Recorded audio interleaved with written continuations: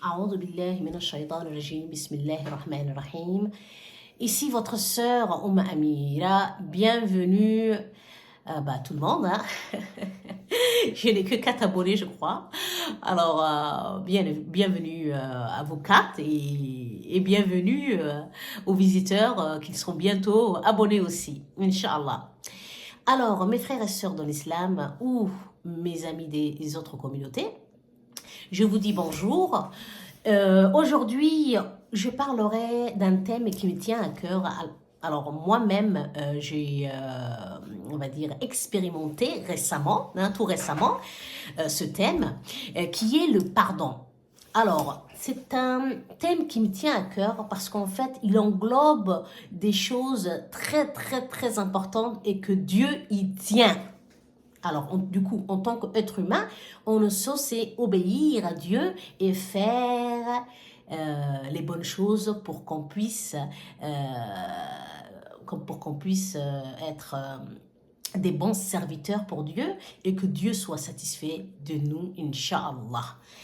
Alors, récemment, je me suis retrouvée dans une situation un peu particulière parce qu'en fait, j'ai eu une conversation qui a été délicate, un peu bizarre, où je ne savais pas où me situer. Alors, ça s'est passé il y a plus d'une semaine, quasiment 2 semaines. Et j'ai eu une discussion avec une sœur à moi, une petite sœur à moi. Et j'attendais une réaction de sa part, mais en fait, j'ai eu une autre réaction que je ne m'y attendais pas. Vous savez qu'en tant qu'être humain, on s'est fait des films, on s'imagine des choses sur les gens. Peu importe que ce soit votre frère, votre sœur, une amie, des connaissances, etc. On s'imagine des choses, mais finalement, il se passe autre chose. Alors, j'ai été surpris de la réaction, puis choqué, puis indigné, puis fâché. En fait, je suis passée par plusieurs étapes. Ah, les êtres humains. Et j'ai coupé court et je suis partie. Et tout ça s'est passé au téléphone, je précise. Parce que les émotions, en fait, quand la personne est en face de vous et quand il est à distance et que vous lui parlez à travers le téléphone ou à travers une caméra, c'est pas la même chose. En face, on ressent les choses directement, les énergies se passent, on va dire, et on ressent les choses plus réellement. À travers le téléphone et les vidéos, c'est un peu plus compliqué. Du coup, vu que je suis un être humain, je me suis fâchée. On va dire, les émotions, en fait, ont progressé et j'ai fini par me fâcher. Et du coup, je suis partie. J'ai coupé le téléphone. Et là, je me suis dit, mais comment ça se fait que ça se passe comme ça et comme ci et comme ça? Alors du coup, ce n'est que ma version. Je n'ai que ma version. Et ensuite, quand on commence à se fâcher, à s'énerver, tout de suite, le diable arrive et il amplifie des choses. La petite chose là qui vous a agacé ou énervé devient plus grande, tout d'un coup. Et ça prend de l'importance et une ampleur extraordinaire. Mais bon, on ne se rend pas compte en tant qu'être humain, et vu que moi aussi je suis un être humain, et que je ne suis pas un ange, loin de là, et que j'ai mes défauts, sur le coup, je me suis rendu compte qu'en fait ça allait un peu vite, et j'ai dit, ok, avant de dire des bêtises ou d'avoir une réaction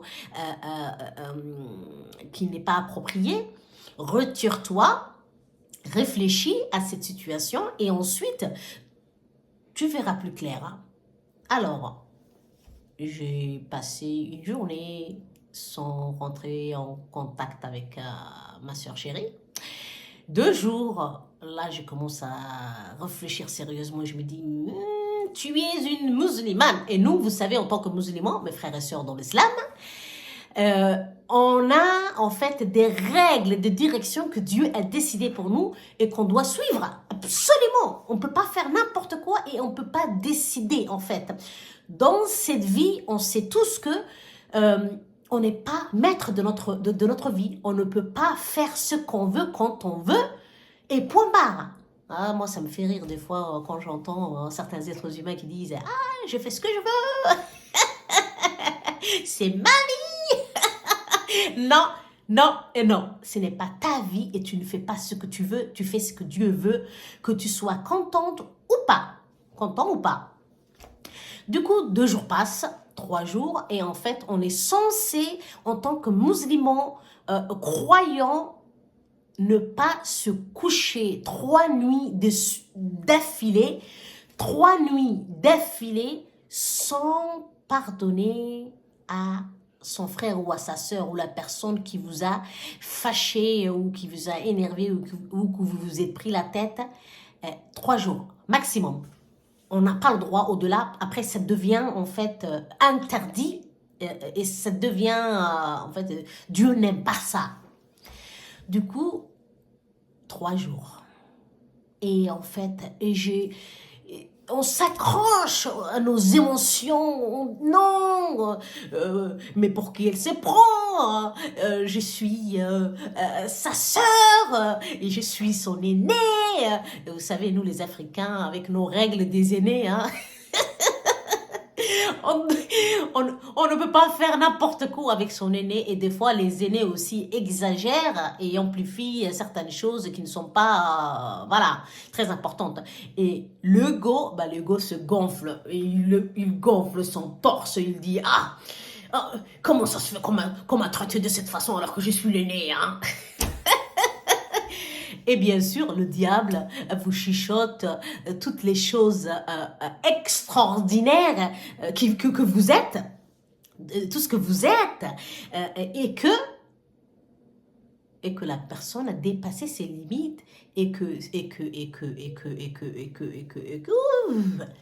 vous êtes tellement dépassé qu'en fait, vous vous rappelez même plus pourquoi vous êtes fâché et pour quelle raison. Et au départ, ça devrait être peut-être une petite chose. Et peut-être que même que la sœur n'a pas vraiment remarqué ou... D'ailleurs, c'est ce que je vais découvrir après. Et là, j'ai une discussion avec ma mère. Je suis très proche de ma mère et en fait, j'ai une relation d'amitié avec ma mère depuis toujours. Et on passe beaucoup de temps à discuter ensemble en tant qu'amis, en fait, tout simplement, de la vie, des décisions qu'on prend, des journées, ce qui s'est passé, etc., etc., les choses de la vie courante. Et là, j'ai dit, écoute, maman, je suis fâchée contre ma petite sœur et que, voilà, je n'ai plus envie de rentrer en contact avec elle et je veux, j'ai plus envie d'avoir voilà, aucune, voilà, les relations, je veux les courter parce que je ne mérite pas qu'on me traite de cette façon, patati, patata, patati, patata, et vous savez, toutes les mères, et surtout les mères africaines. Alors, elle écoute, et là, elle dit, non, tu ne peux pas faire ça. Et j'ai dit, pardon, maman. Et voilà. Alors, ça, c'est, en fait, c'est les caprices des enfants, hein. Ah, tu ne m'écoutes jamais, tu préfères ma sœur, patati patata. Et moi, vu que je suis la sœur aînée, en fait, l'enfant, l'aîné de la maison, et on n'est que 4 fratries, on est 3 filles et un garçon. Quand une fille, elle est née, en fait, elle a sur les épaules des montagnes et des responsabilités qui est épuisant, fatigant, même pour un homme. Alors, imaginez pour une femme. Et en fait, vu qu'on ne nous voit pas et qu'on ne nous considère pas comme les autres enfants, ou qu'on attend toujours de nous qu'on soit irréprochable, surtout pour les parents africains, ah ben, c'est pas facile de se plaindre.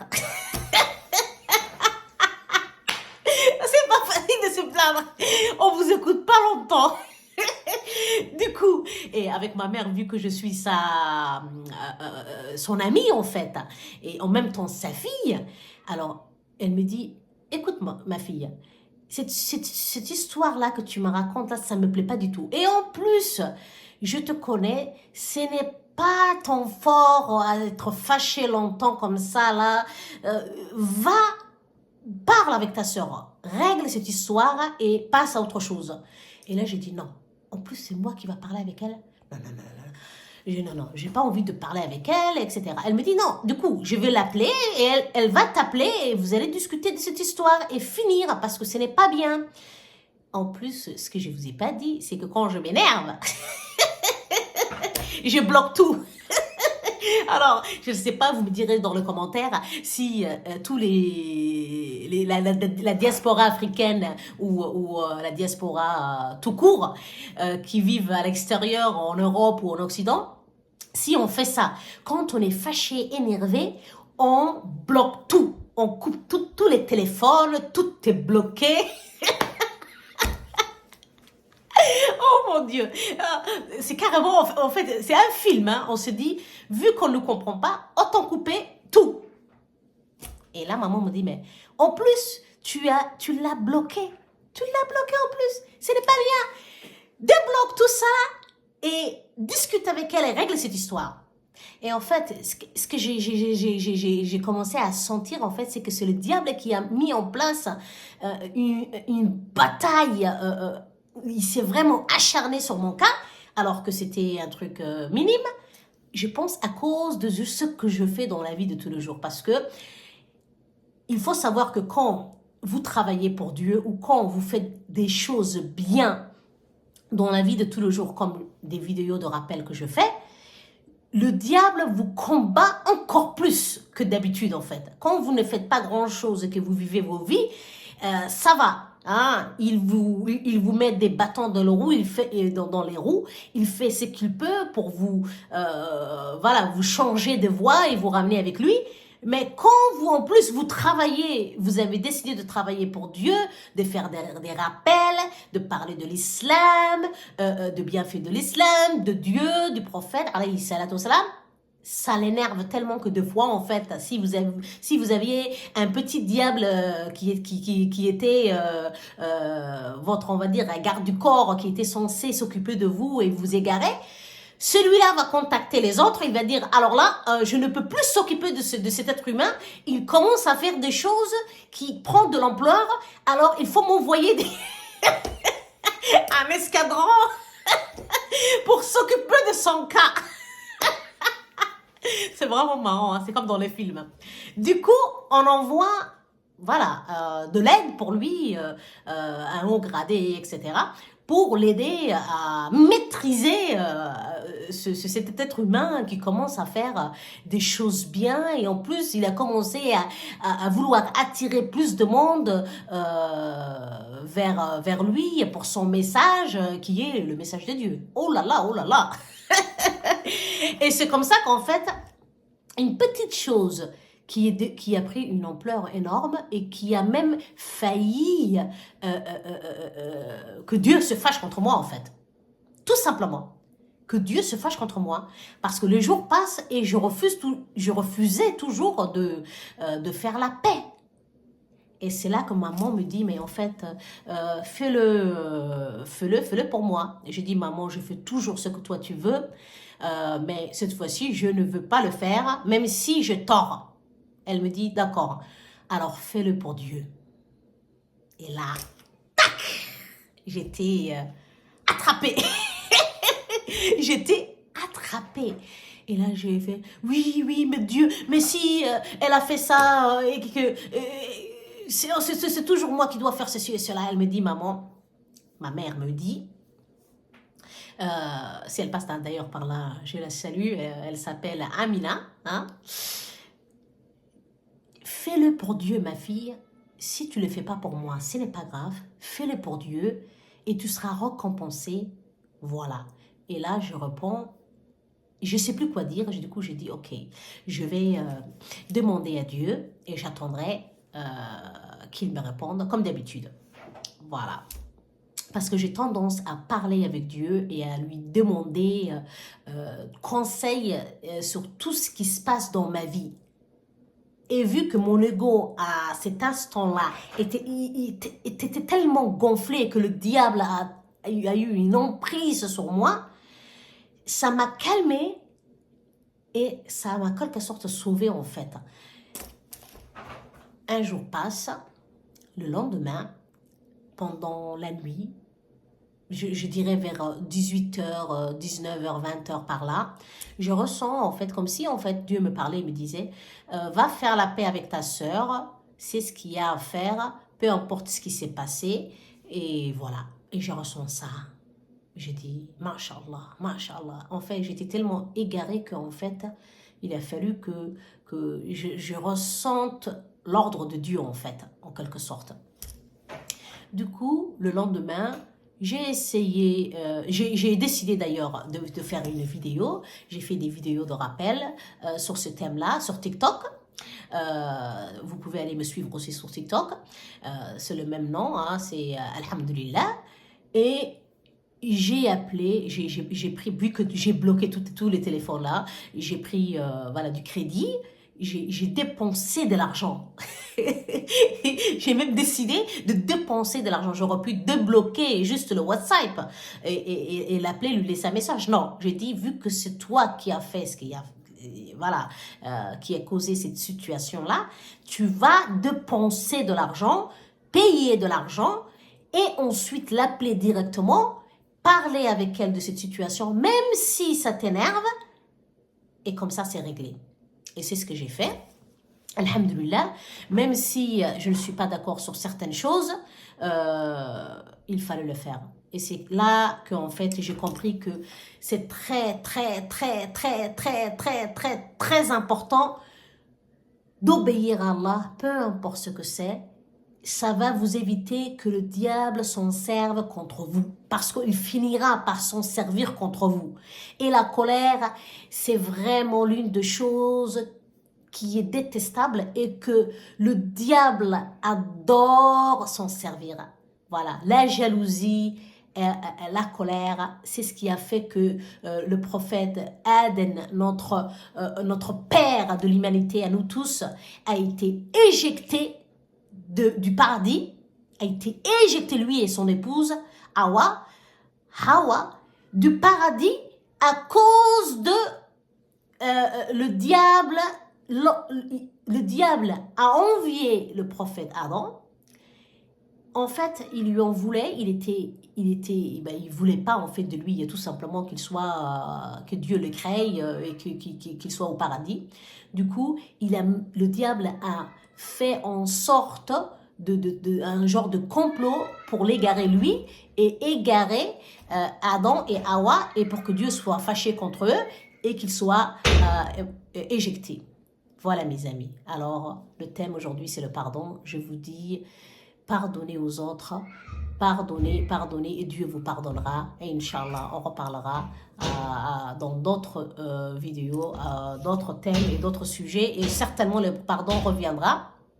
Je dois y aller là, voilà, on m'appelle. Je vous dis, commentez, likez et abonnez-vous. Et je vous dis à bientôt, Inch'Allah khair.